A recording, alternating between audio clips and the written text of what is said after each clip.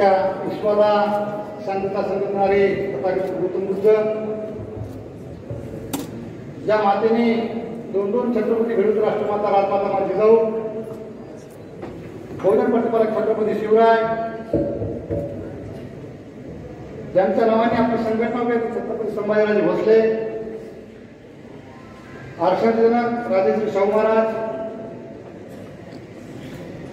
लोकशाहीर अण्णाभाऊ साठे, भारतीय शिल्पकार डॉक्टर बाबासाहेब आंबेडकर व तसेच बहुजन समाजातील सर्व महापुरुषांना, त्यांच्या विचारांना, त्यांच्या कार्यांना सर्वप्रथम अभिवादन करतो. आज मराठा आरक्षण एल्गार मेळावा, सकल मराठा समाज व सर्वमान्य समाजातील आयोजित या मेळाव्यासाठी आवर्जून दिल्लीवरनं या ठिकाणी उपस्थित राहिलेले आमचे नेते, आमचे मार्गदर्शन, खऱ्या अर्थानं 400 वर्षाखाली छत्रपती शिवरायांनी जे काम केलं त्याच विचाराचे नुसते आणि रक्ताचे नसून त्यांच्या विचारांनी आणि त्यांच्या कार्याने प्रेरित त्यांच्यासारखं कार्य करण्यासाठी कार्य करायला प्रयत्न करणारे, दुष्काळ असो, पूर असो, करोना असो, कशाला न घाबरणारे, अर्ध्या पुरामध्ये जाऊन सांगली, सातारा, कोल्हापूरच्या शेतकऱ्यांना वाचवणारे, परवा जास्त पाणी झाल्यामुळे बीड जिल्हा असेल, उस्मानाबाद अशा अनेक जिल्ह्यामध्ये स्वतः बांधावर जाऊन शेतकऱ्यांसाठी जे राजा असतो त्या काळात छत्रपती शिवाजी महाराज म्हणायचे की शेतकऱ्यांच्या मिरच्या रेटाही हात लावता कामा नाही. तसेच त्याच पद्धतीनं अहोरात्र काम करणारे आमचे मार्गदर्शक आदरणीय नेते छत्रपती संभाजीराजे भोसले या कार्यक्रमाचे अध्यक्ष सन्माननीय अण्णासाहेब पाटील यांनी 1983ला मराठा आरक्षणासाठी मुंबईत मोर्चा काढला होता. आता त्या मोर्चामध्ये आदरणीय शरद पवार सारख्या खोटाड्या माणसांनी त्यांना खोटा आश्वासन दिल्यामुळे त्यांनी स्वतःच्या डोक्यात गोळी घालून त्यांनी आत्महत्या केली, आत्मदहन केलं आणि बलिदान दिलं. मित्रांनो, त्यांचेच वारसा करणारे आदरणीय नरेंद्रदादा पाटील, त्या माध्यमातून नरेंद्रदादा पाटलांची विनंती आहे की दादा जे बीड जिल्ह्यामध्ये मराठा बांधवांनी हजारोहून जास्त मराठा समाजातील युवकांनी जे अण्णासाहेब आर्थिक महामंडळाचा लाभ घेतला आणि आपल्या नांदेड जिल्ह्यामध्ये 250 लोकांनी घेतला. आपण नांदेड जिल्ह्यात जास्त वेळ द्यावा. आपण नांदेड जिल्ह्यातील तरुण बरेचसे बेकार आहेत, तसे आमच्या मराठवाड्यातच आहेत, पण नांदेड जिल्ह्यात आपण आला म्हणून सांगतो. नांदेड जिल्ह्यामध्ये 16 तालुके आहेत. 16 तालुक्यामध्ये भयानक दुष्काळ आहे, भयानक मुलं बेकार आहेत. तर 16 तालुक्याने आपण दौरे करून आपल्या समाज बांधवांना कसा आपला आम्हाला फायदा येता येईल यासाठी प्रयत्न करावा. तसे विचारनगर असलेले 8 लाख जिल्ह्यातील सर्व समन्वयक या आरक्षण एल्गार मेळाव्यासाठी ज्यांनी प्रयत्न केले ते सर्व समाजची टीम, तसेच आयोजक या विभागाचे जिल्ह्याचे जिल्हाध्यक्ष श्रीपाटील कदम, दक्षिणचे जिल्हाध्यक्ष तिरुपती भगनुरे, दक्षिणचे ग्रामीण जिल्हाध्यक्ष हनुमंत वाडेकर, उत्तर ग्रामीण जिल्ह्याचे बाला पाटील कदम व सर्व समाजाचे मावळे व सर्व समाज बांधवांना आश्वासन दिले जाऊ. राजे सध्याच्या काळामध्ये हे सरकार नेमकं मराठा समाजाबाबतीत कोणत्याच दृष्टिकोन वागतंय हेच कळत नाही. ज्यावेळेस 9 सप्टेंबरला आपला मराठा आरक्षणाचा स्टे आला त्यानंतर आम्ही पुकारलं किंवा प्रत्येक महाराष्ट्रातील प्रत्येक लोकांच्या घरासमोर जागर आंदोलन करायचं. प्रत्येक जिल्ह्यामध्ये जे सत्तेत नाही त्या आमदारांच्या घरी, खासदारांच्या घरी आंदोलन केले आम्ही. परंतु जेव्हा नांदेडमध्ये आम्ही 8-15 तारखेला आंदोलन ठेवलं होतं जे ते की मराठा आरक्षण उपसमितीचे अध्यक्ष राजकीय अशोक चव्हाण जे निष्क्रिय ठरले त्यांच्या घरासमोर आम्ही आंदोलन 15 ऑक्टोबरला ठेवलं होतं. त्या आंदोलनासाठी जिल्ह्यातून सर्व समाज बांधव येत असताना या अशोकराव चव्हाणांनी मराठा आरक्षणाची तत्परता दाखवली नाही, परंतु त्यांच्या घरावर जास्त लोक येऊ नये म्हणून पोलीस बळाचा वापर करून नांदेड शहराच्या 4ही बाजूनं पोलीसच्या रावत्या लावल्या होत्या आणि पोलिसांनी प्रत्येक पोलीस इन्स्पेक्टरने आपल्या कार्यकर्त्यांना आधार कार्ड मागितले.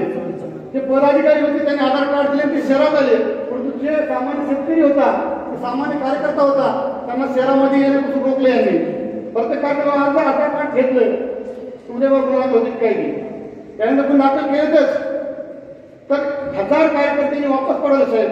तर आपण थोडंफार लक्ष दिलं पाहिजे. आणि आजच्या कार्यक्रमासाठी ज्यांनी आपल्याला जे अमराव पवार उपलब्ध करून दिले त्यांच्यावर एवढं प्रेशर आले की तुम्ही जर वर्षाच्यावर मार्क आले तर तुमच्यावर मार्ग करू, आम्ही आयोजकावर करू.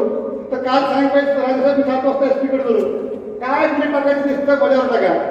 मंगळ करारावर आता आम्हाला प्रत्येक राज्यावर टाकला तर साहेब पुढे येणाऱ्या उग्र आंदोलन करू आणि तुमच्या विरोधात करू. तर सांगायचं पण इतकंच आहे की अशोकराव चव्हाणांना इथं शहरावर किंवा जिल्ह्यामध्ये कार्यक्रम होऊ नये, छत्रपती जिल्ह्यात येऊ नये यासाठी प्रयत्न करण्यापेक्षा यांनी जर मराठा आरक्षण कोर्टात टिकावं म्हणून जर वकील जर चांगले पडले असते तर हे पाळले आले असते आपल्याला. त्यांनी वकील दिली म्हणतात राजेसाहेब आपण फॉलो घेत आहे, प्रत्येक सुनावणीला राजेसाहेब आपण कोर्टात जात आहे. पण कालच्या सुनावणीला राज्य सरकारचा एकही वकील त्या ठिकाणी हजर झाला नाही. आणि वकील लावले कोणते, ज्या वकिलाला मराठा म्हणता येत नाही असे नालायक वकील लावले. कपिल सिबल, त्याला मराठा काय माहिती आहे का, असे नालायक वकील लावले. त्यामुळे सरकारला नेमकं करायचं काय आणि साध्य काय करायचं अशी आपल्याला लक्षात येण्याकडे. तर आज महाराष्ट्रातील सर्व मराठा समाज व मराठा समाजातील युवक दिशाही नाच करायचे साहेब. आता जावेदादा बोलले की आपण नेतृत्व करावं, सर्वांची इच्छा आहे आणि आपण नेतृत्व आपण फक्त आदेश द्यावं. आणि इथून पुढे फक्त आपण आदेश द्यावं की कोणत्या मंत्र्याला काय करायचं. आतापर्यंत आपले 58 मोर्चे शांततेत निघाले, त्या मोर्चात एकही आपलं पाणी पोहोचते की आपण पुढे दिलं नाही, आपण उचललंय. 58 मुख्य मोर्चे निघून यायला कळलं नाही. तर आता येणाऱ्या काळात तर यांना आपला जागा धडा शिकवत असेल तर 48-42 आपल्या बांधवांनी आत्महत्या केली, आत्मदान दिलं, बलिदान दिलं. तर त्यांच्या समर्पित त्या सरकारने सरकारने आरक्षण दिलं होतं. तर यांची आता शिवे लढाई चालली, शिवे कोणी यायची. मुख्यमंत्री शिवसेनेचा, उपमुख्यमंत्री राष्ट्रवादीचा आणि आरक्षण समिती अध्यक्ष आहे काँग्रेसचा. तर आरक्षण दिलं तर काँग्रेसचं नाव होते, याच्या इथं लाटावी लागली राजेसाहेब. तर येणाऱ्या काळात आपले जशी 42 बांधवांनी बलिदान केलं तर येणाऱ्या काळात फक्त तुम्ही आदेश द्या, सत्तेत बसलेल्या एखाद्या मंत्र्याला आम्ही उपज जाळून आहे त्याला खतम करू. आणि जे युवक आत्महत्या करण्याचे जे विचार आणत असत त्या युवकांना हात जोडून विनंती आहे. गेल्या 1.5 महिन्यापासून सांगतो मी प्रत्येक भाषणात किंवा तुम्ही आत्महत्याचा विचार करूच नका. लईत आत्महत्याचा विचार आलाच एखाद्या सत्तेत बसलेल्या मंत्र्याची हत्या करा, तुमच्या कुटुंबाचं पूर्ण जबाबदारी समाजाकडे घेईल. कारण राजे आज आपल्याला वेळ आलेली आहे की ज्ञानातून तलवार बाहेर काढायची. ते तलवारची काढायची फक्त तुम्ही आदेश द्या की कुठं तलवारची कशी करायची. कारण का आज मराठवाड्यातील मराठा फक्त मराठा वंचित आहे. विदर्भात आरक्षण आहे, मला आरक्षण आहे. विदर्भात माझ्या मला आरक्षण आहे, पण मराठवाड्याला 8 जिल्ह्यामध्ये आरक्षण आजही मराठा समाजाला लागू नाही. आणि आज जर खऱ्या अर्थानं मराठा आरक्षण मिळत असेल तर जोपर्यंत शरद पवार आणि अशोक चव्हाण जिवंत आहेत तोपर्यंत हे काही मिळून येणार असं वाटतं आपल्याला. कारण का ते दुसरं कोणीतरी बोलले की शरद पवार हे करोनाच आहेत, त्याच पद्धतीने अशोक चव्हाण हे देखील मराठा आरक्षणाचा करोना आहे मित्रांनो. कारण का मधल्या 3 सुनावणीला एकही उत्तर झाला नाही. कालच्या सुनावणीत अनिप्रयोग पाठवला नाही म्हणतात, तुम्ही वकील द्या म्हणतात. भोकरच्या कार्यकर्त्यांनी तर साहेब तुम्ही वकील का पडला, तुझं दुसका वकील म्हणले. सामान्य कार्यकर्त्यांना त्यांनी असं विचारतात की तू वकील तुझ काय. तर आज मराठा समाजात सगळे समाज वेगळ्या नजर पाहत आहेत. मराठा समाज हे सर्व समाजाला, सर्व जाती धर्माला एकत्र घेऊन चालायचं काम छत्रपती शिवाजी महाराजांच्या काळातून केलं आहे. 18 बलुतेदारांनी 12 परजातीला घेऊन सोबत चाललेला मराठा समाज आहे. आणि त्याच समाजातील काही ओबीसी नेते की मराठा ओबीसी समाजाला आरक्षण, ओबीसीच्या आरक्षणाला धक्का लागू नये म्हणून लगेच मुख्यमंत्र्याला भेटतात, आपले भांडुळं शक्ती घालून बसतात. आपण आवाहन करतात राजेसाहेब, आपण लोकसभेमध्ये प्रश्न उचललात आणि बरेचशा खासदारांनी आपला पाठिंबा दिला, बरेचशा खासदारांनी आपलं पत्र दिले. त्या सर्व खासदारांचे आम्ही आपल्या वतीने आभार मानतो. परंतु बाकीचे जे काय नाही दिले ते काय नपुसक आहेत, तर मराठा हक्की नाही देखील विचार करायची गरज आहे. कारण आपण ज्यावेळेस प्रश्न मांडला असेंब्लीत त्यानंतर एकाही खासदारांना नाही मांडला आणि आपण आवाहन केल्यानंतर ज्या खासदारांनी आपलं पत्र दिले त्या सर्व खासदारांचे आम्ही आभार मानलेले आहेत, घरी जाऊन देखील मानलेले आहेत. तर येणाऱ्या काळात संभाजी ब्रिगेड व मराठा समाज आपल्या आदेशाची वाट पाहत आहे तर आपण एक ठोस निर्णय घ्यावा आणि आम्हाला इथून जाताना पुढची दिशा जी आपण सांगावीत. आम्ही आपल्या आदेशाची वाट पाहतोय. बोलायचं तर बरंच आहे पण आपल्याला पुढचे कार्यक्रम असल्यामुळे मी आवर्त घेण्याचा प्रयत्न करतो. मित्र, आतापर्यंत स्वाभिमान संभाजी ब्रिगेडने महाराष्ट्रामध्ये मुख्यमंत्र्यांच्या सभा असो, मुख्यमंत्री हेलिकॉप्टर असो, सर्व फोडायचं काम जागेवर काम केलं आहे. पण आता ते आंदोलन, मराठा समाजाचे आंदोलन सध्या दिशा नाही आहे.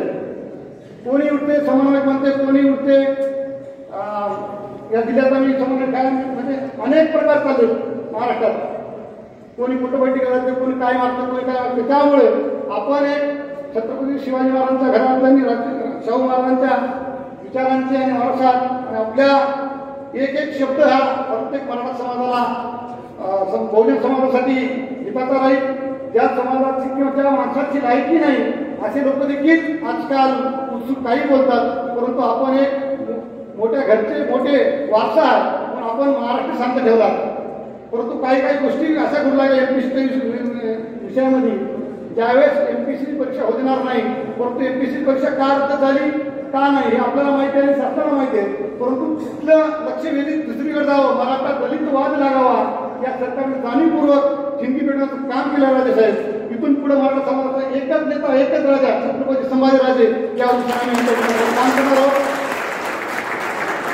राजेंनी संयम ठेवा सांगितला म्हणून संयम ठेवतो. यानंतर जर राजे छत्रपतींच्या घराण्यामध्ये जर कोणी बोलत असेल तर मुळी जाईल सगळं कुठून काढू. एवढंच बोलतो, थांबतो.